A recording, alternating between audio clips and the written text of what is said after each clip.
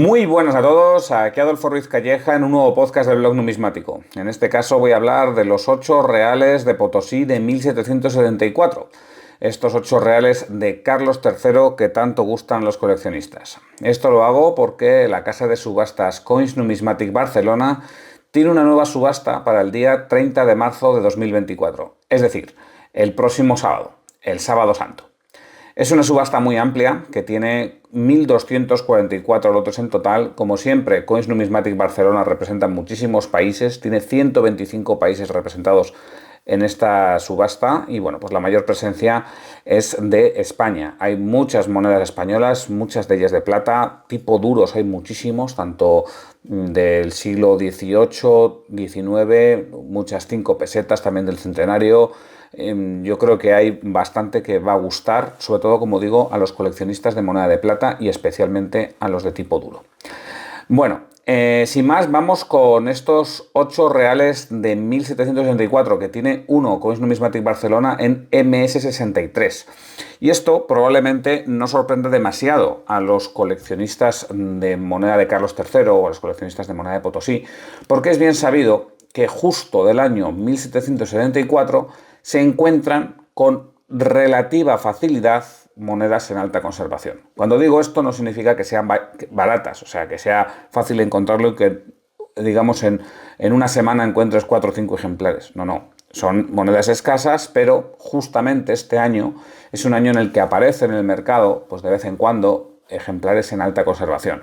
Cosa que a lo mejor, pues en otros años es bastante más difícil, ¿no? Que a lo mejor uno de 1775 o de 1773, pues es muchísimo más difícil que uno de 1774 si lo que estamos buscando es una conservación muy alta. De hecho, si echamos un vistazo al censo de NGC, podemos ver que justamente de este año, de 1774, es el único año donde hay duros de Potosí por encima de MS64.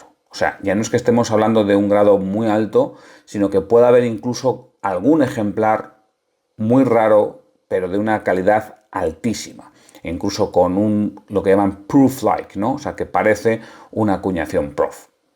Bueno, ¿y esto por qué ocurre, no? Bueno, pues esto es lo que vamos a intentar dilucidar en este podcast. Y bueno, me quiero centrar sobre todo en los aspectos metodológicos, que a lo mejor a quien lleve más tiempo pues ya les suena todo y no aprende gran cosa de este podcast, pero bueno, a lo mejor a los que están empezando les viene muy bien. Bueno, lo primero es que ya he hablado de una fuente de datos, que es este censo de NGC. Y el censo de NGC nos está mostrando que efectivamente hay muchos más duros del año 1764, graduados al menos, ¿no?, que de otros años, y además que los hay en mayor calidad. Bueno, esto hay que tener cuidado con estos datos. O sea, el que en este censo aparezcan muchos más duros de este año que de otros años no significa que en su momento hayan sido acuñados más duros, ni tampoco significa que en el mercado haya más duros de este año. Simplemente significa que por NGC han pasado más. Claro, aquí desde luego hay una correlación. O sea, si por NGC pasan muy pocos, pues hombre, lo normal es que sea un año muy raro. Si pasan muchos, pues o es un año no tan raro o más común, o resulta que hay algún motivo por el que pasan muchos. Y es que hay que entender que NGC tiene un sesgo muy fuerte. O sea, por NGC suelen pasar monedas de alta calidad. A ver, una persona que tenga un duro de Carlos III en MBC-, pues lo normal es que no lo mande a NGC. Hay gente que lo manda, porque les gusta tener sus monedas graduadas. Pero bueno, a la hora de venderlas, pues tampoco va a decir mucho que digan, bueno, pues esto es una moneda en Verifine 20. Bueno, pues tampoco es que vaya a subir mucho el precio de la moneda por eso. Al menos a día de hoy. A lo mejor en el futuro sí, pero a día de hoy no mucho. Ahora, si te dicen, no, esto es un MS64 o esto es un MS65, pues ahí ya el precio puede llegar incluso a dispararse. Entonces, claro, hay un sesgo muy fuerte de que por NGC pasen monedas de muy alta calidad. Entonces, si echamos un vistazo al censo de NGC, vemos que del año 1764 hay como 100 y pico monedas graduadas, mientras que de otros años hay solamente unas decenas. Estamos hablando de un orden de magnitud por encima. Eso no significa, vuelvo a repetirlo, que de ese año, del 74, haya muchas más monedas que de otros años, pero sí que nos da un muy buen indicio de que hay muchas más monedas en alta calidad. O sea, a lo mejor en calidad XF o VF, pues hay iguales, pero probablemente en calidad sin circular haya bastantes más del 74 que del 73 o del 75 o del 77. Bueno, entonces eso es lo que vemos del censo de NGC. Y esto lo podemos comprobar con lo que ocurre en el mercado. O sea, podemos echar un vistazo a las bases de datos de casas de subastas. Podéis mirar, pues no sé, por ejemplo, la base de datos de Auricalicó, que es una de las, o la de Heritage, ¿no? O la de Sedgwick. Digo, son casas de subastas que publican los remates históricos que tienen. O en agregadores, como por ejemplo puede ser AC Search o que puede ser Sixbit. Bueno, pues podemos mirar en todas estas bases de datos y vemos que efectivamente si buscamos monedas de alta calidad nos encontramos bastante más del año 74 que de otros años. Sin embargo, si buscamos monedas de calidad media o baja, no nos encontramos muchas más del 74 que de otros años. Así que aquí está pasando algo raro. O sea, por algún motivo hay un conjunto de monedas del 74 en alta calidad que no hay de otros años. Los motivos pueden ser fundamentalmente dos. El primero de ellos es que se hayan acuñado muchas más monedas en el año 74 que en el resto de años. Y el otro motivo es que se hayan acuñado las mismas monedas o aproximadamente las mismas, pero por alguna casualidad o por lo que sea, ha habido una mayor tasa de supervivencia de monedas del 74 en alta calidad. Bien, pues entonces vamos con la primera hipótesis. Vamos a suponer que se han acuñado más monedas del año 74 que de otros años. Y aquí, pues como tenemos una hipótesis, hay que intentar rebatirla. Vale. En este caso es muy fácil. Es muy fácil rebatirla. Porque, a ver, si hablamos de otro tipo de monedas, habría que hacer estudios bastante más complejos, como por ejemplo de cuños y demás. Pero en el caso de monedas ya del siglo XVIII, pues hay documentación de la cantidad de acuñadas. Y en este caso digo que es muy sencillo porque el libro de Glenn Murray, que el libro lo tengo aquí, me indica Guías de las cantidades acuñadas cecas del Potosí y Lima. O sea, es un libro donde nos explican las cantidades de monedas acuñadas en las cecas de Potosí y Lima, pues en toda la época virreinal. Así que nos lo pone muy fácil el bueno de Glenn Murray. Ya he hablado de este libro en más de una ocasión. Podéis buscar en el archivo del blog. Bien, ahí, si vemos las cantidades acuñadas, lo que vemos es que en el año 1764 se acuñaron 2,5 millones de reales de A8. Estoy haciendo números redondos, no es exactamente esa cifra, pero bueno, más o menos 2,5 millones. Bien, esto es poco, es mucho, está a medias.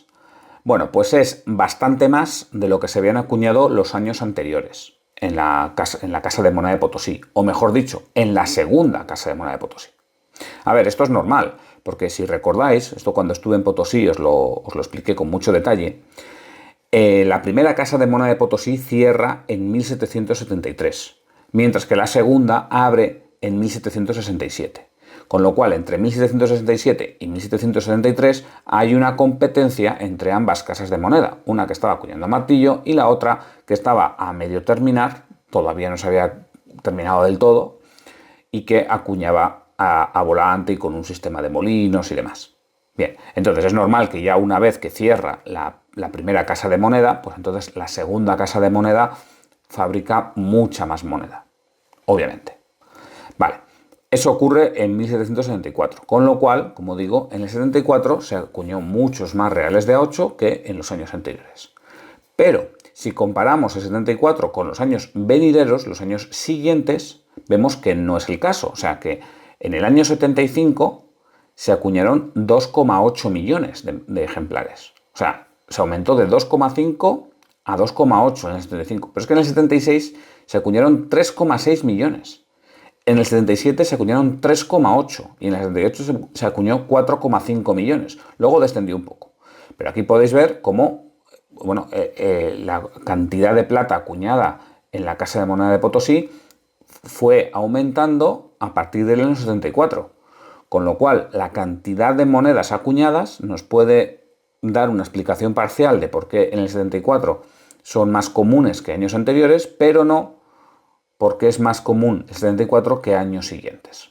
Así que tenemos que explorar la segunda hipótesis. Habrá que considerar que, por algún motivo, los 8 reales de Potosí de 1774 tienen una mayor tasa de supervivencia, al menos en altas calidades.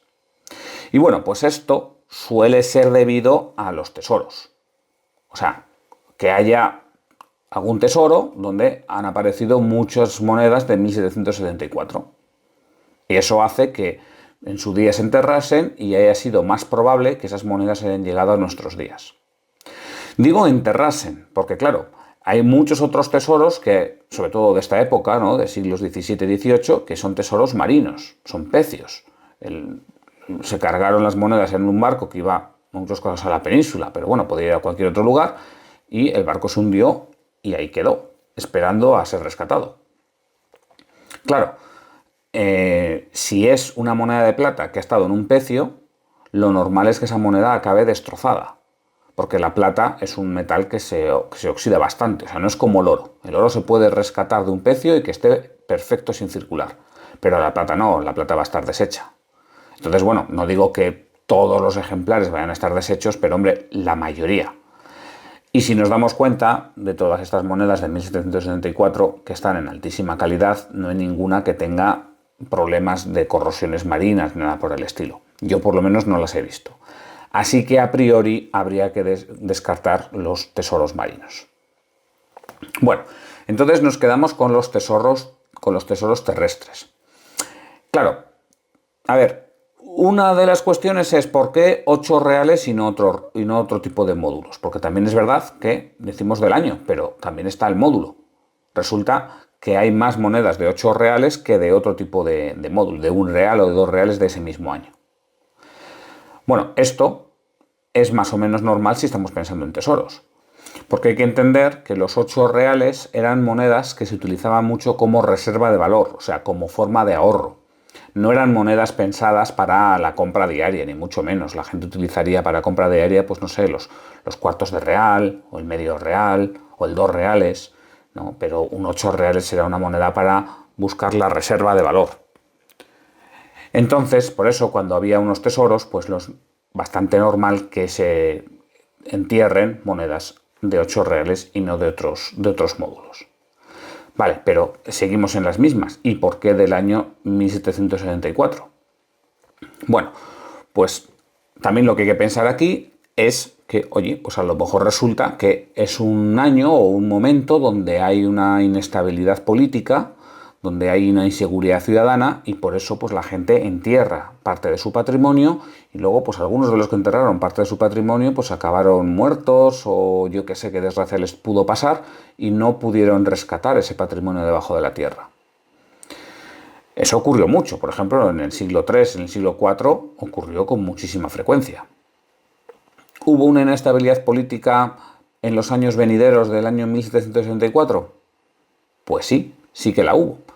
Primero está la rebelión de Tupac Amaru. Esta se dio en la década de 1780. Tupac Amaru puso en jaque a todo el virreinato del Perú.